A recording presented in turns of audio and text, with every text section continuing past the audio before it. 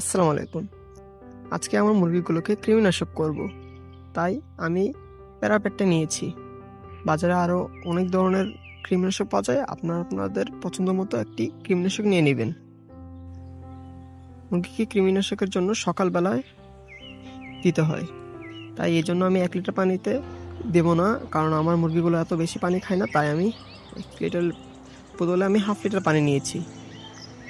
এখন আমি পরিমাণ মতো নিয়ে নেব।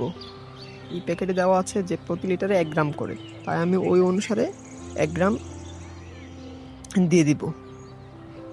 আপনারা প্রয়োজন মতো দিবেন এবং মুরগি বুঝে দিবেন। আর ওষুধটা সকালে খালি পেটে মুরগিকে দিতে হয়। রাত্রের বেলায় মুরগিকে খাবার দিয়ে পানি দিবেন না। সকালে যখন ওরা তৃষ্ণার্ত থাকবে ঠিক তখনই ঠান্ডা অবস্থায় দিয়ে দিবেন।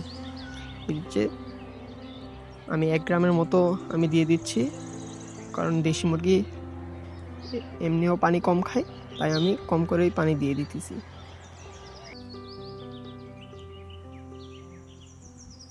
বাচ্চাগুলা প্রায় 2.5 মাস প্লাস বয়স, এই জন্য ওদেরকে আমি এখনই দিয়ে দিতেছি। ওরা আশা করি খেয়ে ফেলবে সবটাই।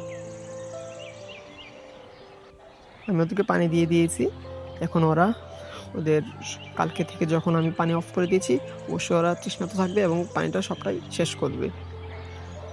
আর আপনাদেরকে বলতে চাই, কৃমিনাশক করার আগে অবশ্যই আগে থেকে প্রিপারেশন নিয়ে নেবেন, কারণ কৃমিনাশক করার পর কিছু ওষুধ লাগে, সেটা আগামী ভিডিওতে জানানো হবে।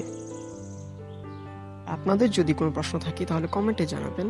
আজকের মতো এই পর্যন্তই। আসসালামু আলাইকুম।